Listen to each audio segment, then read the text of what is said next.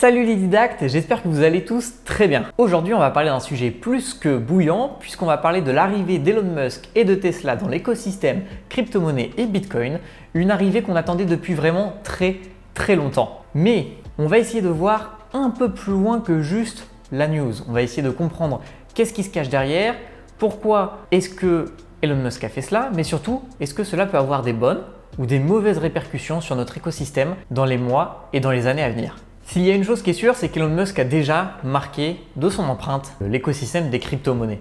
Mais en fait, Elon Musk est déjà arrivé dans ce milieu depuis déjà quelques années. Ça fait quelques années entre guillemets que la communauté crypto-monnaie essaie de draguer Elon Musk. Donc voilà, donc on va voir dans un premier temps justement le contexte tout particulier qu'il y a autour de cet homme, le lien qu'il y a entre les deux. Ensuite, on verra la réaction immédiate du marché suite à ces annonces-là, à cette news. Enfin, on se posera la question des bienfaits que cela va apporter, mais aussi la controverse qui peut se voir derrière. Est-ce que finalement il n'y a que du bon ou est-ce qu'on peut voir des petites zones d'ombre, des petits désavantages à cette arrivée-là? Et dans un dernier temps, nous essaierons de voir un peu plus long terme les impacts de cette nouvelle, qu'est-ce que cela peut avoir pour l'écosystème crypto-monnaie, pour Bitcoin, que ce soit dans les mois ou dans les années à venir. Je vous invite aussi à rester jusqu'à la fin de la vidéo puisqu'il y a une petite surprise rien que pour vous, les didactes.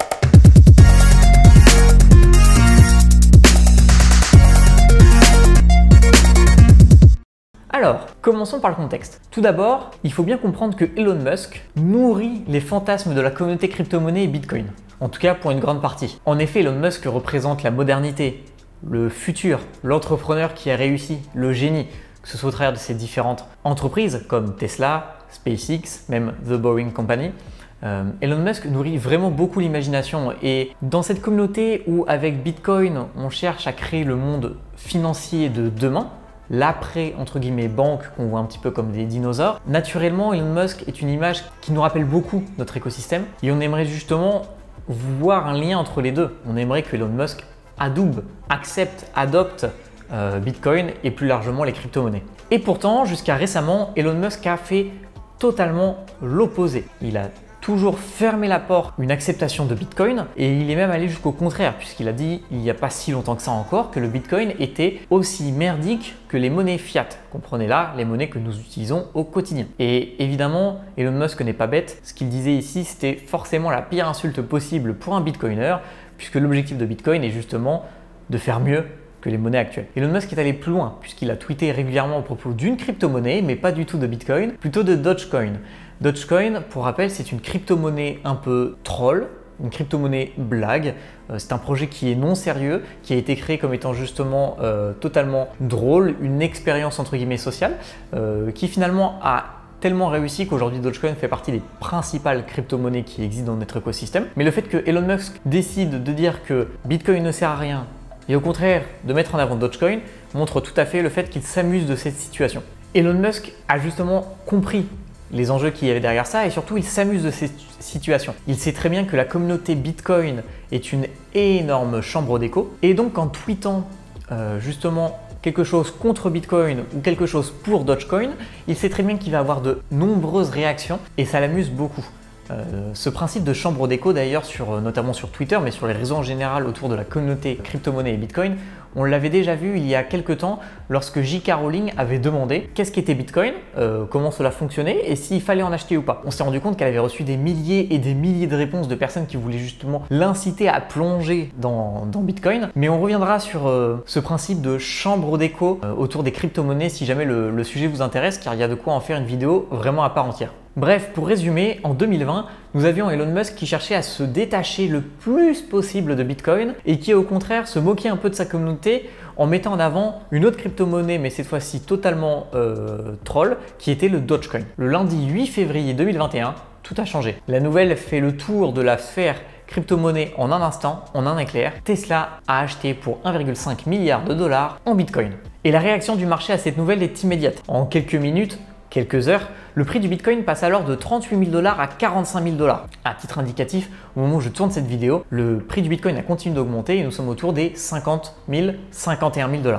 Tous les indicateurs sont au vert et le marché vit un moment d'extase. La communauté se réjouit de ce revirement de situation. Et Elon Musk ne s'arrête pas là avec la déclaration de Tesla. Il va même plus loin puisqu'il va commencer à tweeter à propos de Bitcoin, le mettre en avant, cette fois-ci de manière positive. Il va dire que Dogecoin n'était qu'une blague, que c'est pas une crypto-monnaie qui est sérieuse. Et il va même finir par changer sa biographie pour juste afficher le hashtag Bitcoin dedans, ce qui est une vraie victoire pour tous les Bitcoiners de enfin voir leur idole Elon Musk commencer à parler de cette crypto-monnaie-là plutôt que de parler de Dogecoin.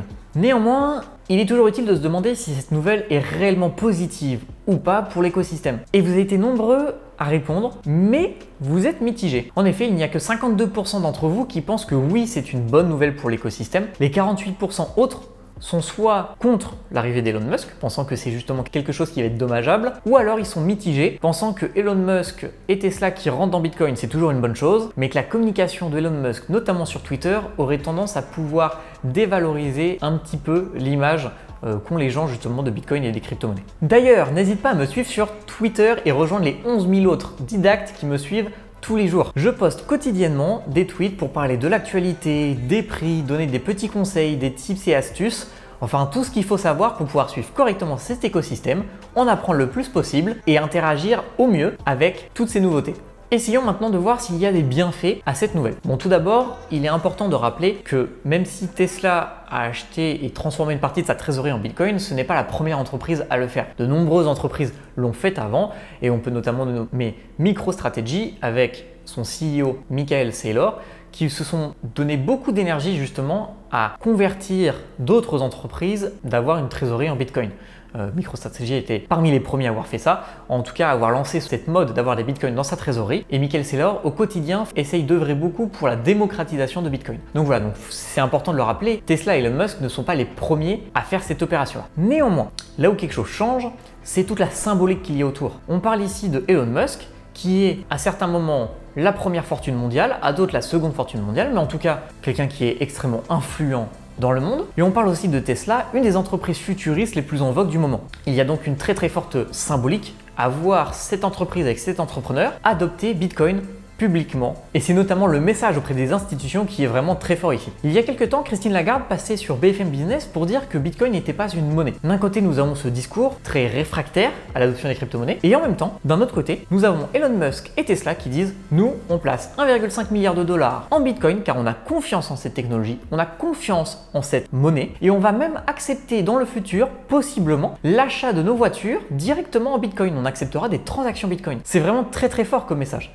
Car d'un côté, on a une banquière qui essaye de nous dire que Bitcoin n'est pas une monnaie, que ça ne doit pas être adopté, que les gens doivent s'en méfier. Et de l'autre, on a un entrepreneur et une entreprise qui nous disent « Nous, les Bitcoins, on en veut, on en a besoin, on se sécurise avec ça. Et en plus, on va même en accepter. Si jamais vous en avez, on va volontiers accepter vos bitcoins contre nos voitures. » Est-ce que c'est pas là la définition d'une monnaie finalement? Joli pied de nez à Christine Lagarde. Autre bienfait que l'on peut voir, c'est que Elon Musk va définitivement concrétiser l'avancée de Bitcoin. Pourquoi donc? Car Elon Musk, il est le représentant ultime finalement de tous ces geeks et amoureux de la technologie. Et si on veut un jour une adoption massive de Bitcoin, en tout cas moi j'en suis persuadé, cela passera notamment par une facilité d'usage. Aujourd'hui, c'est pas si facile que ça de créer son wallet, de détenir ses clés privées, de manipuler sa seed, sa passphrase, ses clés privées, clés publiques, savoir qu'est-ce qu'on peut partager, qu'est-ce qu'on peut pas partager, envoyer juste aussi des crypto-monnaies, une adresse, si on fait une erreur, on perd tout et ainsi de suite. C'est pas forcément un environnement qui est très accueillant pour les nouveaux arrivants. Et moi, je suis persuadé que l'adoption massive passera justement par une facilité d'utilisation. Et qui est-ce qui peut faciliter cette utilisation? Et bien justement les développeurs de produits et donc les amoureux de la technologie et les geeks. C'est donc super important que Elon Musk vienne adouber ces technologies et vienne dire Bitcoin, c'est bien, moi j'en ai. J'ai confiance en ça et on voit l'avenir là-dedans. Oui, mais est-ce qu'on ne peut pas voir aussi une controverse là-dedans? Parce que si, il y en a une. Et cette controverse, elle se nomme Elon Musk. Là où l'image de Tesla sérieuse qui achète des bitcoins fait du bien à l'écosystème, le Elon Musk sur Twitter, c'est pas forcément la même chose. En effet, je vous ai dit en début de vidéo qu'il avait changé de position, qu'il avait fini par arrêter de promouvoir Dogecoin pour finalement parler plus de Bitcoin. Et finalement, quelques semaines après, revirement de situation, on arrête de parler de Bitcoin et on recommence à parler de Dogecoin comme étant la meilleure crypto-monnaie et ainsi de suite. Et là, pour moi, on attaque un vrai souci de la part de Elon Musk et de sa communication. Là où, par exemple, moi, avec Cryptodidact et tous les créateurs de contenu autour des crypto-monnaies, notamment en France et dans la francophonie, on essaye justement de vous donner plein de conseils pour éviter les écueils de cet écosystème. Elon Musk ne fait absolument pas ça. Il part du principe que ses 50 millions de followers sont déjà au courant de ce qui se passe dans l'écosystème, qui sont déjà des experts dans cet écosystème-là, et donc du coup, que si jamais ils parlent de Dogecoin comme étant la meilleure des crypto-monnaies, c'est à eux de comprendre l'ironie qui est derrière. Or, on le sait très bien, ils ne sont pas du tout armés pour cela, et ils sont certainement nombreux à avoir acheté du Dogecoin sous les conseils de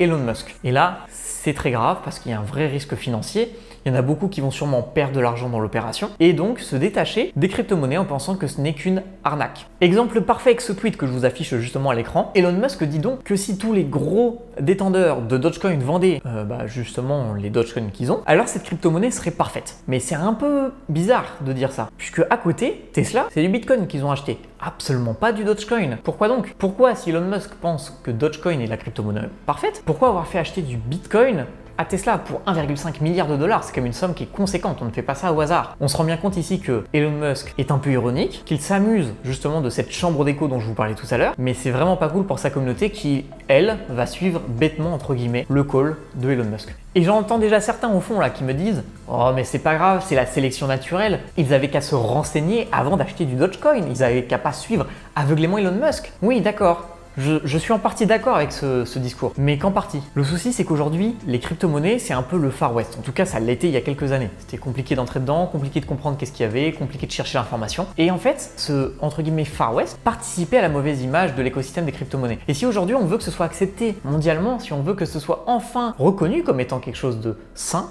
et pas une grosse arnaque, ou qui finance le terrorisme, ou tout ce qu'on veut qui va détruire la planète, il va falloir qu'on la perde, cette image de Far West. Et donc, rigoler, ça va 5 minutes, mais quand quelqu'un d'aussi influent que Elon Musk fait justement induit volontairement entre guillemets en erreur sa communauté, c'est vraiment grave et en tout cas c'est pas quelque chose que j'ai envie de voir aujourd'hui en 2021. Maintenant il est intéressant de voir justement ce que cette news va produire sur le long terme. Et j'ai envie de dire déjà qu'il y aura un avant et un après Tesla et Elon Musk dans les crypto-monnaies. Forcément avec l'aura qu'ils ont, avec le charisme d'Elon Musk, avec la communauté qui les suit aveuglément, on peut être sûr que cela ne sera pas sans conséquences sur le long terme. Avec un Bitcoin qui a cassé son précédent record de 2017, c'est cette année, les critiques reviennent massivement autour de ce projet-là, notamment de la part des grands médias. Mais quand une des plus grandes entreprises et des plus grands entrepreneurs finalement indique acheter pour plus d'1 milliard de dollars de Bitcoin, le discours de nombreux détracteurs de Bitcoin tombe alors totalement à l'eau. Et finalement, ce que va retenir le grand public, c'est que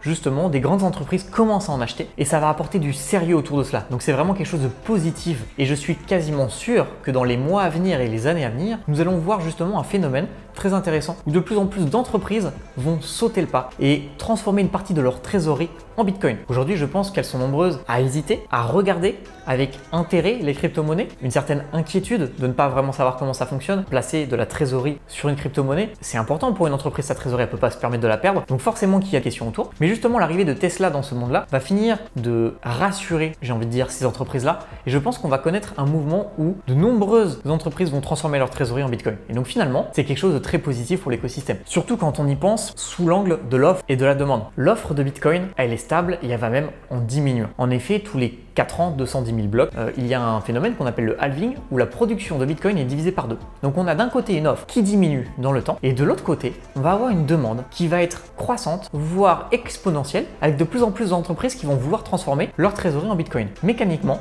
quand la demande augmente alors que l'offre diminue, cela provoque de la rareté et indirectement une augmentation des prix. Ce qui est certain, c'est que le mouvement actuel de Tesla va clairement provoquer l'arrivée massive d'entreprises dans Bitcoin, enfin en tout cas très probablement, et ça va être un mouvement très intéressant à suivre. On pourra regretter néanmoins, c'est un peu l'ombre au tableau, le Elon Musk qui s'amuse à troller sur son Twitter en communiquant notamment à propos de Dogecoin et qui peut induire sa communauté en erreur. Après, le débat n'est pas de savoir si Dogecoin est meilleur que Bitcoin ou Bitcoin meilleur que Dogecoin, c'est même pas là que je veux en venir. Sa communauté va le suivre plus ou moins aveuglément sur certaines choses, en tout cas ceux qui ne connaissent pas les crypto-monnaies, et cela peut leur causer du tort. Et donc indirectement, les tweets d'Elon Musk actuellement pourraient causer du tort et dégrader l'image de notre écosystème à un moment ou un autre. Un autre point qui personnellement me rend extrêmement curieux et que je vais suivre attentivement dans les mois à venir et surtout dans les années à venir, c'est comment les entreprises vont s'adapter à Bitcoin. J'entends par là que Bitcoin est un actif qui est cyclique. On a des phases de hausse très importantes, mais on a aussi des phases de baisse qui sont très importantes et surtout qui sont assez longues.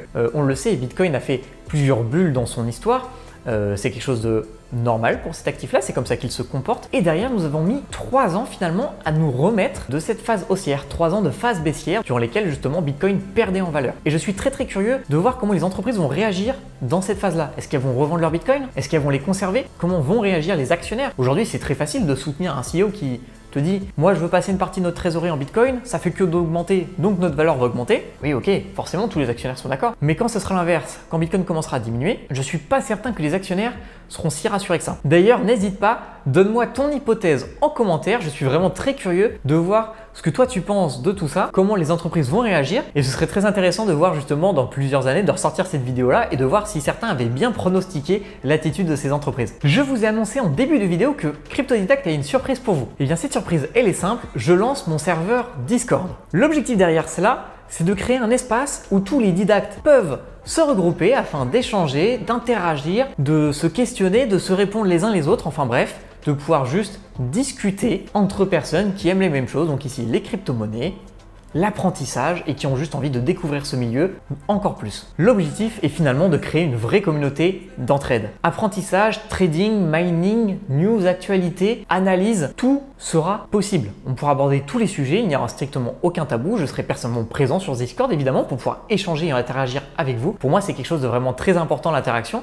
Donc j'ai vraiment hâte de vous voir arriver sur ce serveur et de pouvoir discuter avec vous. Et donc comme je vous le disais, il n'y aura aucun sujet tabou. L'objectif étant vraiment d'apprendre ensemble. Si vous avez envie de parler de trading, on parle de trading avec grand plaisir. Je sais que c'est un domaine dont je discute un peu moins, que ce soit en vidéo ou surtout sur Twitter, parce que j'ai pas forcément envie que les abonnés qui me suivent puissent prendre des trades en me suivant bêtement entre guillemets, mais c'est quelque chose que je pratique à titre personnel un petit peu. Donc du coup, c'est avec grand plaisir que je pourrai échanger avec vous justement sur ce serveur Discord. Ce sera un peu plus approprié, mais on pourra aussi parler justement de mining si vous avez des soucis pour monter vos rigs ou si vous avez des questions par rapport à la rentabilité, mais que ce soit les news qui tombent, et ben je la mettrai sur le Discord pour que vous soyez au courant en avant-première et qu'on puisse en discuter, essayer de l'analyser, essayer de la comprendre. Enfin bref, ce sera vraiment un lieu pour pouvoir discuter de tout. Pour ne louper aucun des futurs contenus, abonne-toi et active la cloche. Je te promets, ça m'aide vraiment énormément. Et en plus, comme ça, toi, ça te permet d'être au courant dès que je sors une vidéo. N'hésite pas non plus, si jamais tu veux m'aider, à mettre juste un petit pouce bleu, un commentaire. C'est vraiment des choses qui permettent à YouTube de mieux me référencer et donc de donner plus de visibilité à mes vidéos. En attendant, je vous souhaite à tous une excellente fin de journée